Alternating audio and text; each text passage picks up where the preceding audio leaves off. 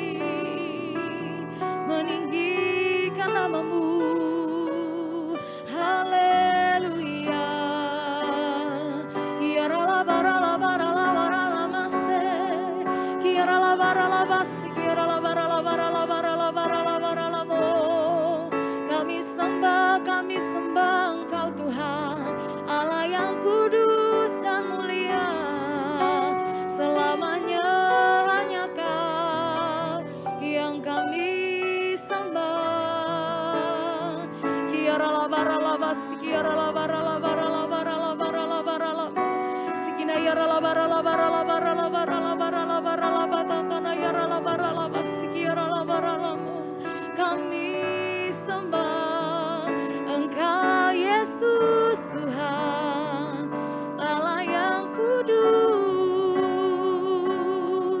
Engkau mulia, perbuatanmu ajaib.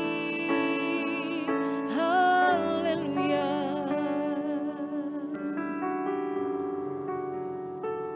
Engkau besar Tuhan, Engkau besar Tuhan. Kami percaya janji-Mu terjadi bagi kami. Haleluya.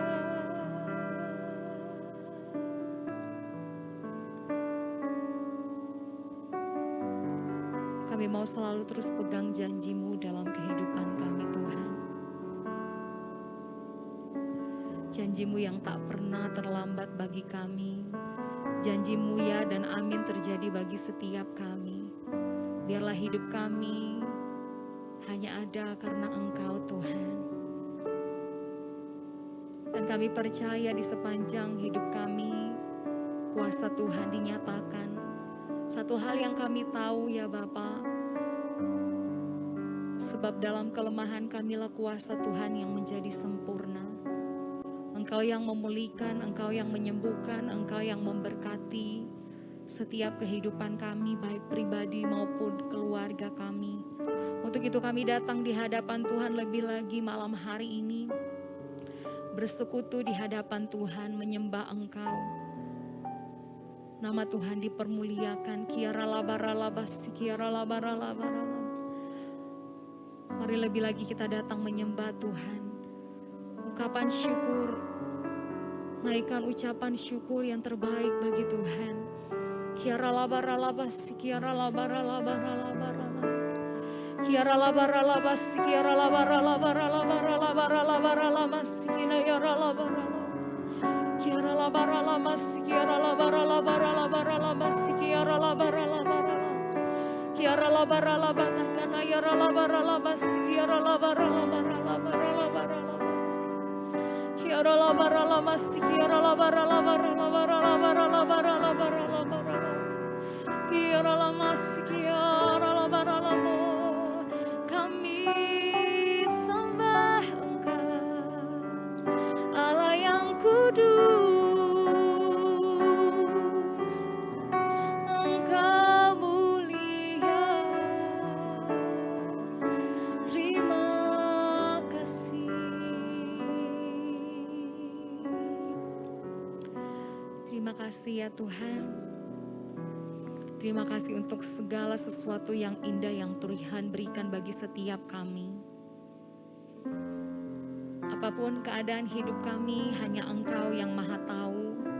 Engkau tahu segalanya, segala apapun yang kami rencanakan, segala apapun yang akan kami kerjakan, Engkau tahu.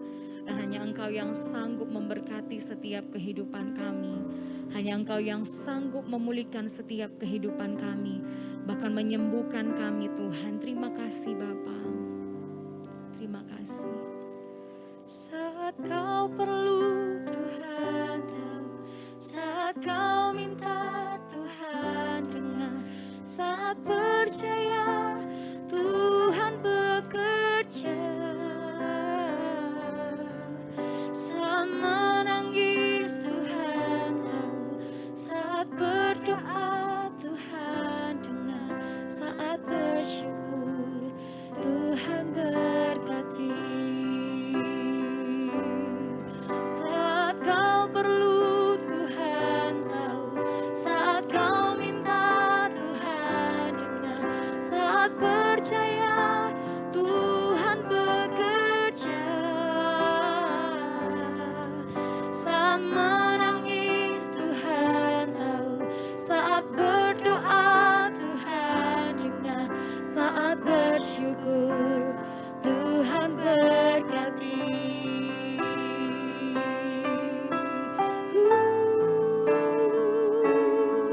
Saat Kau perlu Tuhan tahu, saat Kau minta Tuhan dengar, saat percaya Tuhan bekerja. Saat menangis Tuhan tahu, saat berdoa Tuhan dengar, saat bersyukur Tuhan berkati. Saat bersyukur Tuhan berkati. Saat bersyukur Tuhan berkati.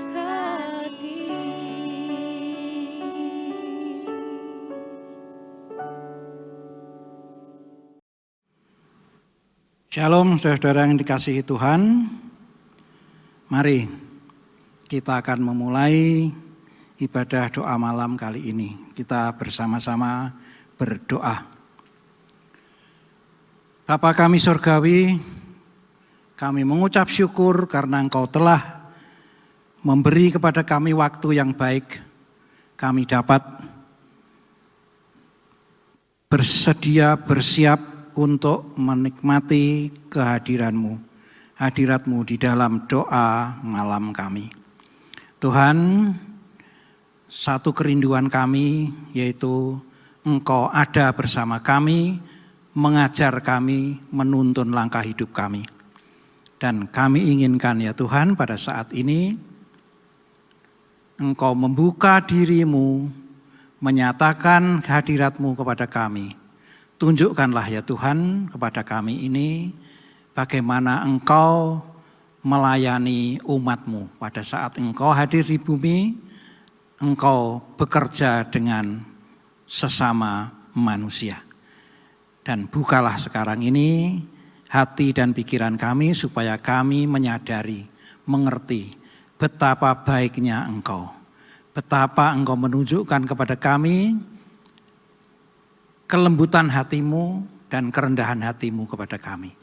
Ajari kami ya Tuhan supaya mata rohani kami tetap tertuju kepadamu. Di dalam nama Tuhan Yesus Kristus. Amin. Amin. Saudara-saudara yang kasih dalam Tuhan, mari sebelum kita memulai ini kita akan bersama-sama terlebih dahulu mengerti apa sebenarnya yang diinginkan Tuhan kepada kita semuanya, umat-umat pilihannya. Yang diinginkan pada kita adalah mata rohani kita tertuju kepada Dia. Kepada apa yang sudah Yesus kerjakan. Apa yang sudah Yesus selesaikan buat kita semua.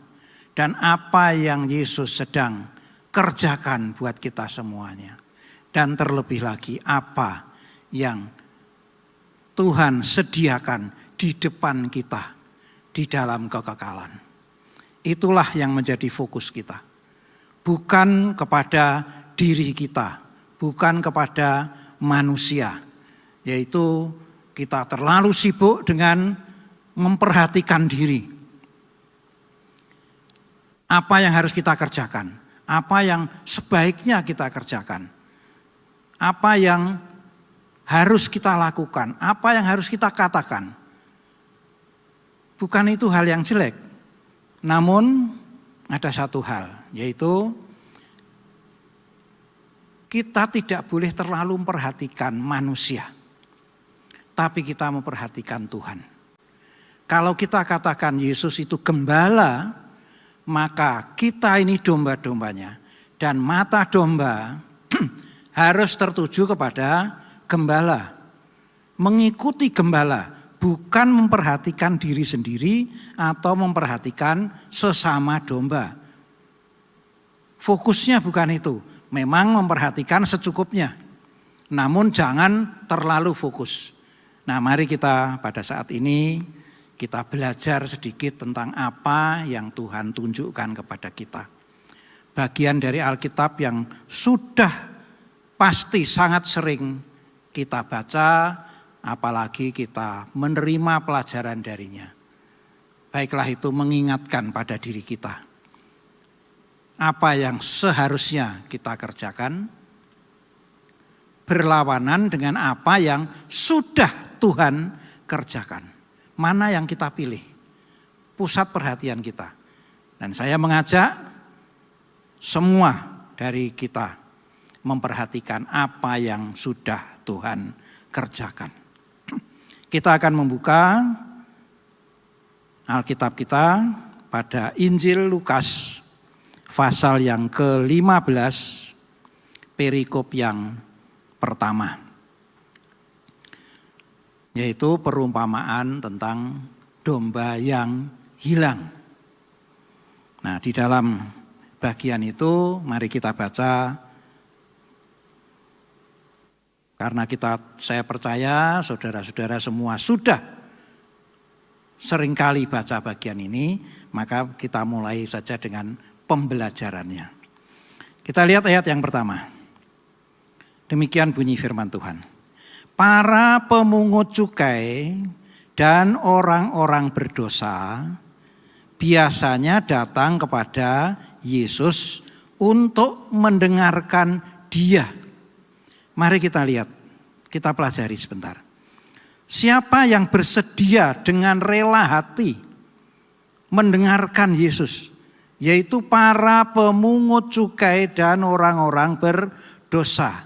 Orang-orang yang tinggal di marketplace, orang-orang yang tinggal di pasar, katakanlah begitu. Pemungut cukai, ini orang yang tidak disukai. Di dalam masyarakat Yahudi pada masanya, ini orang yang tidak disukai. Dan orang-orang berdosa pada umumnya. Dan Alkitab menyebutkan biasanya datang kepada Yesus. Apakah Yesus satu-satunya orang penting di situ? Mari kita lihat ayat yang kedua. Maka bersungut-sungutlah orang-orang Farisi dan ahli-ahli Taurat. Katanya, ia menerima orang-orang berdosa dan makan bersama-sama dengan mereka. Artinya di sana ada pemimpin-pemimpin agama. Ada orang-orang penting di dalam jalur kepercayaan agama Yahudi pada masa itu. Di mana Yesus juga anggota dari masyarakat itu. Orang-orang Farisi. Ini sekelompok kecil orang-orang yang merasa diri sudah banyak pengetahuan. Dan juga ahli-ahli Taurat. Banyak punya pengetahuan tentang Taurat. Tentang hukum-hukum, tentang cara-cara hidup, peraturan-peraturan hidup. Mereka banyak mengerti tentang apa yang harusnya atau seharusnya dilakukan oleh manusia yang baik. Yaitu apa yang tertulis di dalam kitab-kitab Musa, kitab-kitab para nabi. Kalau Taurat itu jelas-jelas dari kitab Musa. Di mana penuh dengan peraturan-peraturan hidup. Dan mereka ini ahli-ahli, artinya mereka ini orang-orang penting. Orang-orang yang kalau zaman sekarang kita katakanlah mereka itu kaum teolog, ahli agama. Kenapa ayat 1 mengatakan orang-orang berdosa itu, orang-orang di pasar itu, orang-orang berdosa dan para pemungut cukai, kok biasanya malah mendekati Yesus? Padahal di sana ada juga orang Farisi dan ahli Taurat. Ada banyak orang-orang penting yang lain. Pertanyaannya adalah bagaimana ya? Coba kita bayangkan sekarang ini. Bagaimana penampilan dari Yesus pada masa itu? Manusia Yesus. Penampilannya bagaimana? Tampilnya di masyarakat itu bagaimana? Dan bagaimana dengan orang-orang Farisi dan ahli-ahli Taurat? Mengapa orang-orang di pasar, orang-orang banyak itu? Padahal mereka satu kepercayaan, yaitu agama Yahudi. Kenapa mereka lebih memilih Yesus daripada ahli-ahli agama mereka pada masa itu?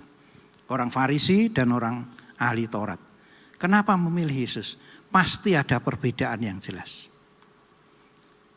Nah, kita punya pengandaian sendiri-sendiri. Masing-masing kita. Mari silahkan untuk menggambarkan, membayangkan bagaimana Yesus kita itu. Bagaimana dia tampil di hadapan masyarakat. Sehingga orang-orang kecil ini, orang-orang yang dianggap berdosa, yang dijauhi orang, para pemungut cukai, lebih memilih mendekati Yesus daripada mendekati orang-orang Farisi dan ahli Taurat untuk belajar bagaimana cara hidup yang benar. Nah, tentu saja ini menyangkut bagaimana penampilan Yesus pada masa itu diperhadapkan dengan bagaimana penampilan orang Farisi dan ahli Taurat. Lalu sekarang kita melihat pada sudut diri kita sendiri. Pada masa kini kita kenal sebagai perbandingan. Memang di kita ini tidak ada lagi yang namanya orang Farisi atau ahli Taurat. Tetapi padanan dengan itu banyak. Di antara kita ini banyak. Dan Yesusnya tidak kita lihat. Tetapi apa yang tertulis tentang Yesus sudah tertulis di dalam Alkitab. pertanyaannya kita lebih suka yang mana? Membaca Alkitab ataukah membaca tulisan-tulisan atau mendengarkan itu dari mereka-mereka yang kita anggap kira-kira sejajar dengan orang Farisi dan ahli Taurat. Apalagi di zaman modern ini sudah ada Alkitab yang berbicara. Jadi Alkitab bukan tulisan tetapi sudah diperkatakan. Mana yang lebih kita senangi? Mari kita tinjau diri kita.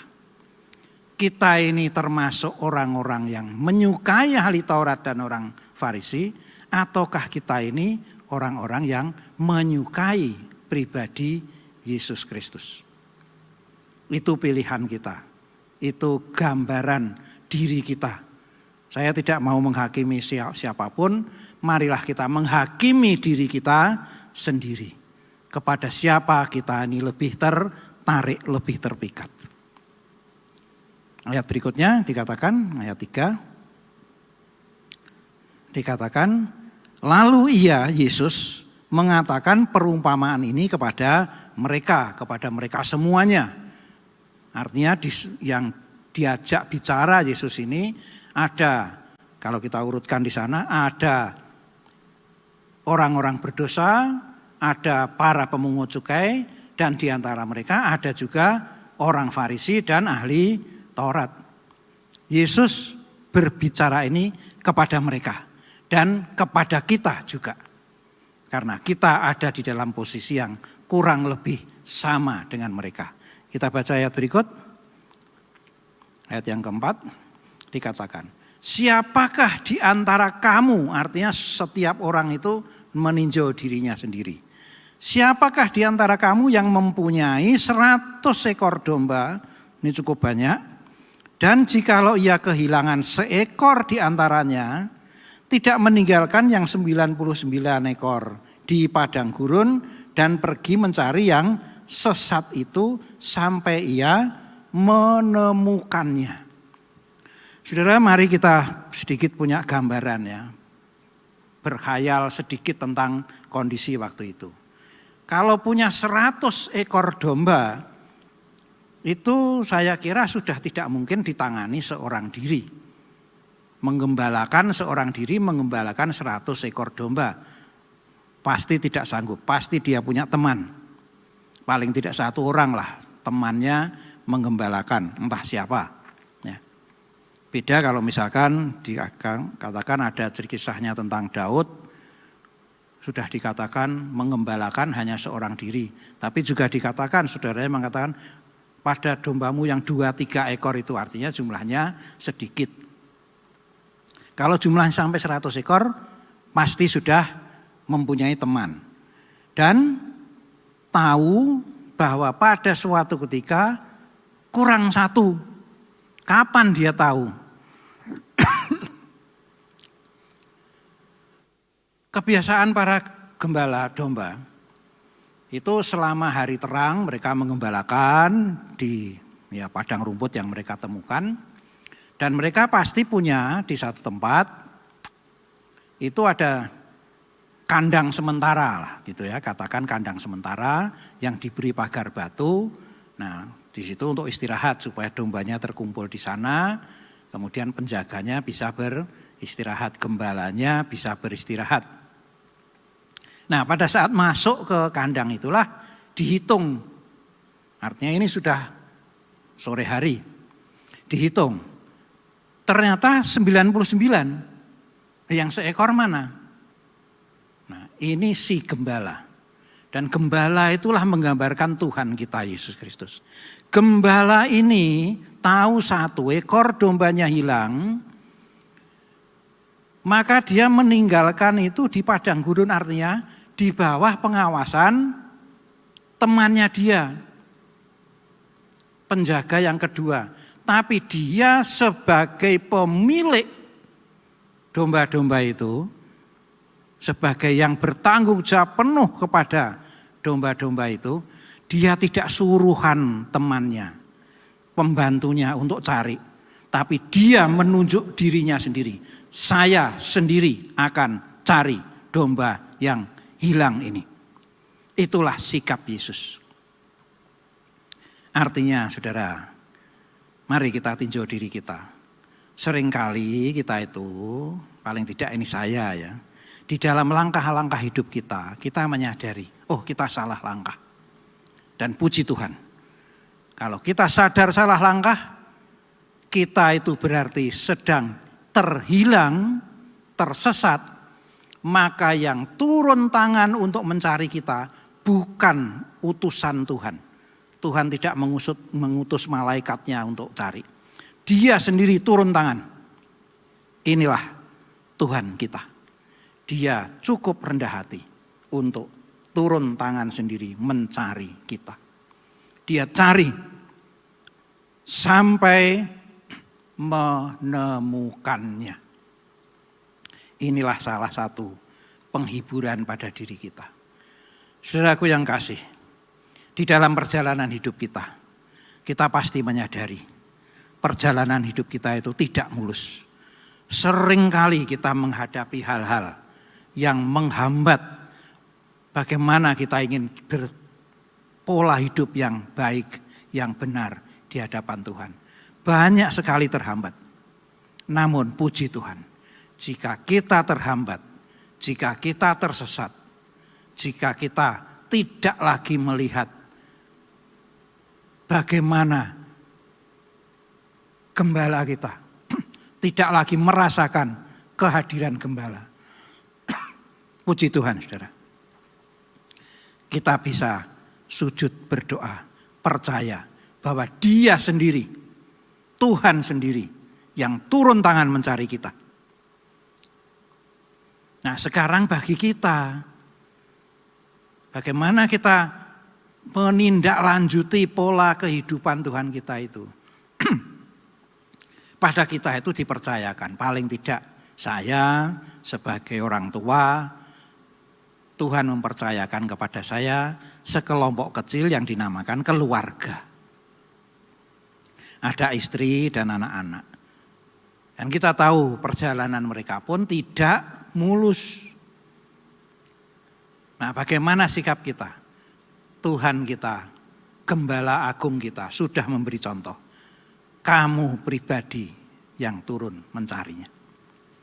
Jadi itu tanggung jawab pribadi. Nah mungkin kita dipercaya lebih luas. Bukan hanya keluarga kita. Paling tidak kita mengenal di dalam komunitas kita di gereja ini. Ada yang namanya Family Altar, FA. Nah bagaimana tanggung jawab dari Gembala FA? Inilah yang menjadi tantangan buat kita. Itulah saudara, mari kita urutkan itu. Mungkin bukan Gembala FA, mungkin kita cuma wakil gembala. Mungkin kita hanya ikut di dalam sebuah FA, tidak sebagai gembala.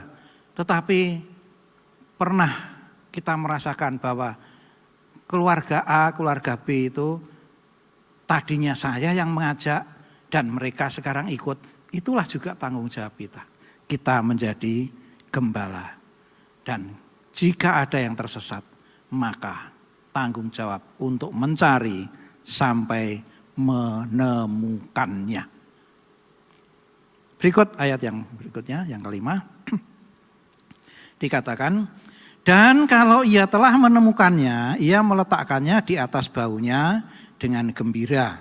Ayat 6. Dikatakan, dan setibanya di rumah, ia memanggil sahabat-sahabat dan tetangga-tetangganya serta berkata kepada mereka, bersukacitalah bersama-sama dengan aku, sebab dombaku yang hilang itu telah kutemukan. Inilah sikap hati Tuhan kita, sikap hati Yesus. Jika kita ini terhilang, Dia mencari sampai diketemukan. Dan tidak hanya itu saudara. Dia bukan menjentik kita, ayo pulang. Bukan cuma itu saudara. Tetapi waktu Yesus menemukan domba yang hilang, Dia mengambil domba itu, memeluknya. dan mengangkatnya di atas pundak, di atas bahunya. Dan bahu itu adalah lambang kekuatan.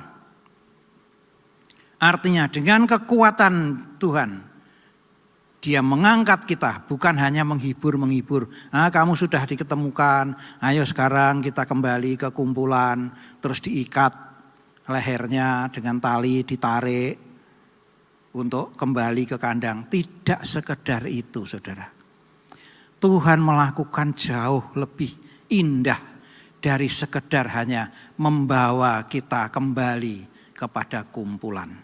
Tetapi Dia menggendong kita, mengangkat kita, meletakkan pada bahunya, memikul kita dengan kekuatannya Dia.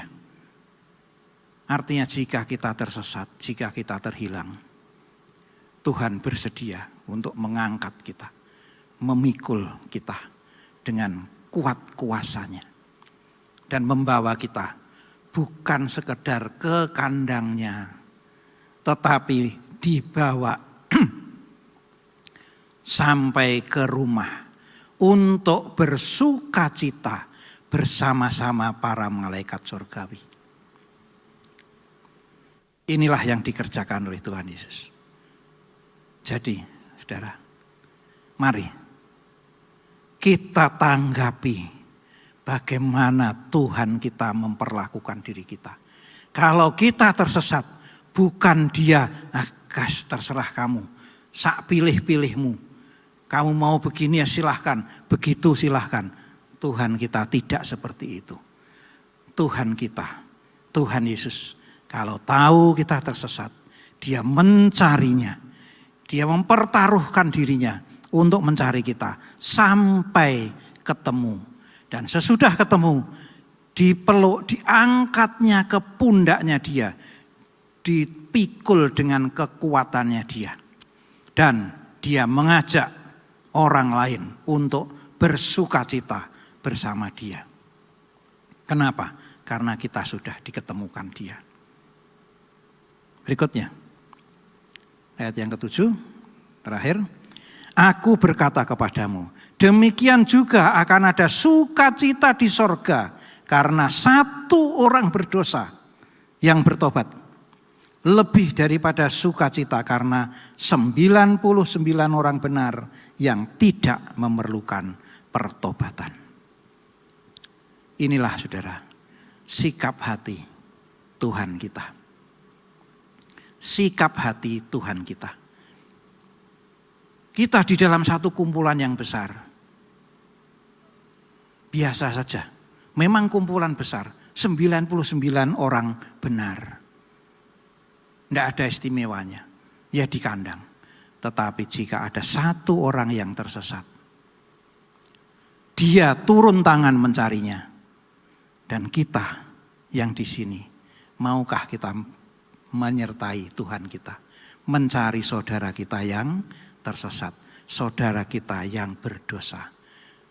Banyak orang-orang di sekitar kita yang tidak mengerti apa-apa tentang pertobatan, tentang bagaimana hidup dengan pengharapan kepada sebuah kekekalan. Banyak yang tidak mengerti, saudara. Banyak yang tidak tahu. Adakah kita? Mungkin kita tidak ikut berjalan ke sana kemari. Banyak hambatan. Tapi paling tidak kita bertekuk lutut, berdoa bagi mereka, bersyafaat bagi mereka. Karena Tuhan sudah tidak kita lihat, Tuhan sudah di surga. Namun Tuhan punya kuat kuasa untuk menjangkau. Adakah kita membawa saudara kita ini ke hadapan hadiratnya di dalam doa? Karena ini adalah ibadah doa malam. Marilah. Di dalam doa malam, setiap malam, kita bukan hanya mendoakan diri sendiri. Mencari kebenaran diri. Atau mencari saya salah apa, lalu minta ampun supaya saya dibenarkan. Bukan itu enggak, itu baik. Dan sepatutnya lah itu kita lakukan. Tapi jangan lupa kita berdoa bagi orang-orang lain. Yang belum kenal dengan Dia. Yang belum mengenal Tuhan Yesus. Mereka adalah domba-domba juga. karena mereka juga ciptaan Tuhan. Dan kita juga berdoa bagi sesama orang kudus. Banyak saudara-saudara kita, apakah saudara mengerti ini? Yang berusaha menjangkau orang-orang di luar sana, orang-orang yang belum kenal. Adakah kita di dalam doa kita, di dalam sikap kita, bahkan mungkin saudara, di dalam persembahan kita, mendukung mereka yang diutus Tuhan untuk menjangkau jiwa-jiwa yang terhilang. Supaya mereka ditemukan, supaya ada sukacita besar di sorga. Inilah yang diharapkan dari kita. Mari kita menjangkau, kita melekat kepada hati Tuhan yang penuh dengan kelembutan dan kerendahan hati itu. Kita bersama-sama menjangkau jiwa-jiwa yang tersesat, jiwa-jiwa yang terhilang, jiwa-jiwa yang belum bertobat, meletakkan dirinya di hadapan kaki Tuhan Yesus Kristus. Biarlah ini menjadi sikap hidup kita. Dan Tuhan Yesus memberkati. Amin. Amin. Mari kita berdoa. Kami datang ke hadirat-Mu kembali ya Tuhan. Kami mengucap syukur.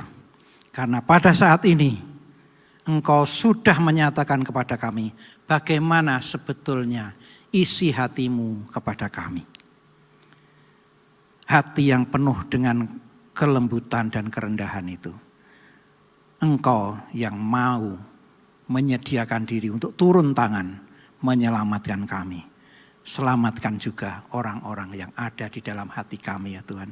Orang-orang yang kami kasihi. Karena kami tahu dan kami percaya bahwa tangan-Mu tidak kurang panjang dan tidak kurang kuat untuk menjangkau mereka, menemukan mereka. Namun Engkau ingin supaya kami ikut serta di dalam segala karya-Mu. Terima kasih Tuhan, kami mau dan kami menyediakan diri untuk bekerja bersama-sama Engkau di dalam ladang pekerjaan-Mu. Terima kasih Tuhan, terima kasih Bapa, terima kasih Roh Kudus. Di dalam nama Yesus Kristus kami sudah berdoa. Amin. Amin. Layaklah Kau Tuhan, dipuji dan disembah dengan segenap hatiku. Layaklah Kau Tuhan, dipuji dan disembah dengan segenap jiwa ragaku. Layaklah Kau Tuhan, dipuji dan disembah dengan segenap hatiku. Layaklah Kau Tuhan, dipuji dan disembah dengan segenap jiwa ragaku. Dengan segenap jiwa ragaku. Dengan segenap jiwa ragaku.